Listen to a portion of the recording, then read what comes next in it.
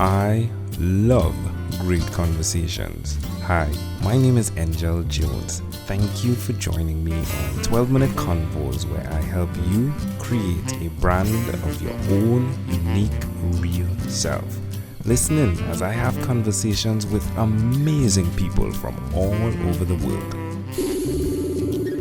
Good night, Gail Ward. How are you going on this wonderful, beautiful night? I'm going very, very well. Thank you, my friend. How are you? I am excellent. I just got over having no voice. So I've been off for a couple of days, but you're the first person I'm speaking to after that time. And it's so good to know it's a Trinidadian. Well, born in Trinidad, right? Yes. It's a great pleasure, Gail. Tell me, what part of the world are you in right now? Right now, I'm in beautiful Brooklyn, New York. Oh, wonderful. Well, Gail, it's a great pleasure to have you. Please do tell me, which of your talents is responsible for us meeting? Oh, wow. I think that you found me through the podcast that I co-host. Yeah. It's one of my talents. Yeah. I do that once a week here in New York. It's for CBS Play Network. That's great. With two wonderful women, Lisa Orban and Karen Finocchio. And What's the name of the podcast? It's called One Tough Mother, Muther. Right. And it's because you don't have to be a mother, Mother, to be one tough mother, Muther.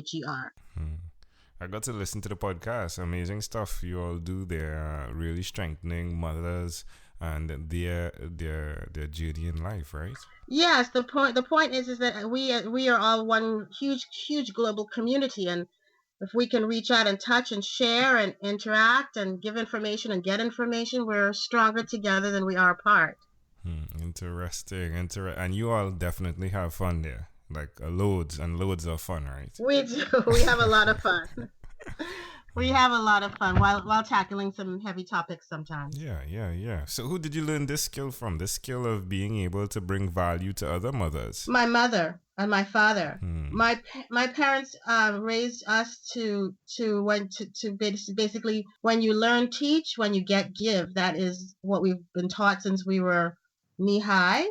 And so I use, when I go out into the world, anywhere I am in the world, whether it be as an artist or as a producer or as a friend, when I get, I give, and when I learn, I teach. That's the best way to do. Yeah, I love that. When you learn, teach; when you get, give. I love that. It's the first time I've heard it, I'll tell you. Well, you can credit my mom Merle and my father Marvin for that. Love it. Why will you continue to repeat this skill? I think because it is, in the world as it is today, what else is there to do? What else is life about if it's not to pass on what you learn, or if it's not to share? I don't believe in hoarding things. I don't believe in competing. That's just not the way I think the world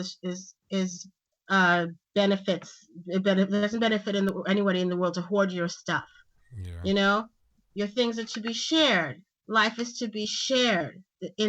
As human beings, our job is to interact as best we can. If we can do that in a positive way, then all the better for it. And tell me one other thing that you've done consistently over the last 3 years. Over the last 3 years, I've also been doing a lot of producing on special events with some children. I work with Scholastic, which is a children's educational company, and I specifically do media for them. It's teaching children how to read, how to write, how to interact. My specialty is media content, so it's little videos or little live events, that type of thing. So I've been doing that pretty consistently. Also, large events for maybe Pepsi or different people, because I have come from an entertainment background. So I sort of merge my skills when I can to produce, to direct, to perform sometimes. I haven't done any performance in a while, but I'm feeling the itch to kind of get back into that niche as well. How does it make you feel when you're performing? Free. There's a freedom because I get to sort of strip off all of the things that are in your head and to sort of move into a flow. I don't feel stifled by life. I don't feel like it's a place to be really, really expansive. So you can take in everything you have and then and put it out on the stage or on the film in the film or in a television spot. It's freeing for me. Very, very freeing. Why would you suggest someone that's listening do what you've done by creating that element of flow in your life? I would suggest to anyone who is interested in expressing themselves to be honest, to tell the truth. Whether you are showing up in front of a camera, whether you're showing up on a canvas, whether you're showing up to write something or just to have a dialogue that like we're having, I think as artists, it's our responsibility to be in the moment and tell the truth. Because that is how we learn, how we share. And sometimes your truth is going to mirror someone else's truth who may not have a language for it. And they'll recognize themselves in it and say, wow, I'm not alone. I feel like that. Or that's happened to me. Or, oh, maybe I have a problem that's similar and I can use that skill set or what she just did or he just did to maybe move my way through this problem. So I think as artists, it's important for us to always show up in whatever medium we're working in, or if it's across platforms, stand in your truth and tell the truth. Love it. Amazing audience. We are live with Gail Ward. She is one of the hosts of One Tough Mother Show, the One Tough Mother Show. Do check that out. Gail, let's switch gears for a moment now and let me invite you into my time machine that is surrounded with beautiful, warm, blue Caribbean water. Go home. Yeah. What is your earliest childhood memory?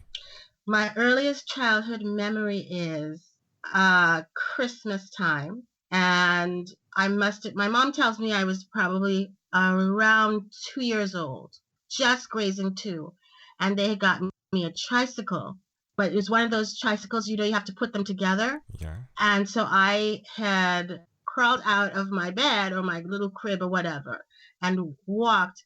And I watched them putting together this tricycle for my Christmas present. And they didn't know, but at 2, I already knew there was no Santa Claus. I knew there was no Santa Claus, that mommy and daddy brought the presents, and oh my goodness, how hard they were working to bring the presents. And so I made a vow to my little self that I would act really surprised the next day and, be all Santa Claus and everything, because I didn't want them to be disappointed. That's my earliest memory at 2. Why do you think this memory is so clear? I think because I remember watching them work so diligently, and through my whole life, I'm one of those rare people who are really lucky to have extraordinary parents. It makes such a difference. Extraordinary parents who, not perfect, because none of us are, but extraordinary parents that actually really, really were thoughtful about how they raised us and thoughtful about what they gave us and thoughtful about raising us well, raising us to be good human beings and not pressuring us about money and status. So that memory, I think, for me, was the thing that I put in my pocket to say, wow, there's the level of kindness and the love that I watched them doing that one small act carries me through and makes me be that person when it comes to hopefully, I don't have children, but hopefully being that way with other people in the world. Well, Gail, can I offer an interpretation to the thought picture you created in my mind? Yes. I love the idea that in the conversation before, you were speaking about the value of showing up in truth. And it's really fascinating to me that at the age of 2, you showed up and identified what was true at that particular point in time with the mounting of the bike, right? The artistic value that goes with the truth that to have working mechanicals or working mechanics, the bike, right? You needed to build it. You need the truth. Right. The truth is in the process, right? Right. And then you get the gift. And that, my friend, is very fascinating. Well, thank you. You're welcome. Thank you. If we It's a very good wish. Thank you. If we fast forward to when you were 12, what was your favorite song? Oh my goodness, my favorite song at 12. You Too, I think. I still haven't found what I'm looking for. Love it. You Too, I still haven't found what I'm looking for yet. It's It's amazing how it connects, right? Like, you definitely didn't find Santa Claus, right? No, and that was all right. That was all right. It was the truth, right? Yeah, it was the truth, because I found my dad, who was a pretty better Santa Claus than there would You ever better be. believe it. Well, Gail, we have arrived at our destination, but before we get off of this time machine, there's a small declaration form. So it's yes or no. We're going to go pretty quickly here. Gail, have you chosen someone to pass on your skills to? Yes. Are you married? No. You said you don't have any children. Do you believe in God? I believe in a higher power. Do you have an inner circle of friends? Yes. Do you watch TV for more than 3 hours a day?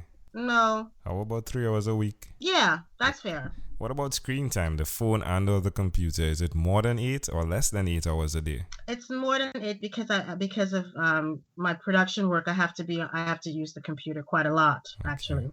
Gail, after having 1,001 conversations in 2016 in 3 months, I came up with a workbook. The name of it is Yours, and it stands for Your Own Unique Real Self. As you dig deeper and answer the questions, you come to your own unique real statement. If you had to share with us your own unique real statement, a statement that represents who you are, your mission, if you would you say that is? My own unique statement. My own unique statement is I'm Gail Ward. My journey is to come in truth and move to my own beat. Love it. Gail Ward, this was a great pleasure. Before you leave, is there anything else you'd like to share with our amazing audience? Yes, I think that right now, one of the things I would like to say to everyone that's out there is that the world seems very intense right now, because it is. But please, everybody, don't sit on the sidelines. Don't cower in fear. Lean in. Be like the buffalo. Run through the storm. Hold hands. We're all going to be all right. Do it, step out in love and light, and we're all going to be all right. Gail Ward, again, this was a great pleasure. Thank you for being on What is Inspired by 12-Minute Convos with Angel Jones. Thank you, my friend. Thank you for being on 12-Minute Convos with Angel Jones. Stay tuned for more from our advertisers. Diabetes is a mountain pandemic. It's a disease that's not acute but chronic. Similar to this rhyming method, I have simplified the definition, the signs and symptoms, and the complications of diabetes for both adults and children in my books, Poems for Patients, A Focus on Diabetes, and The ABCs of Diabetes for Children. These books are available on Amazon.com, and for more information, you can visit my website, poemsbyaj.com. That's poemsbyaj.com.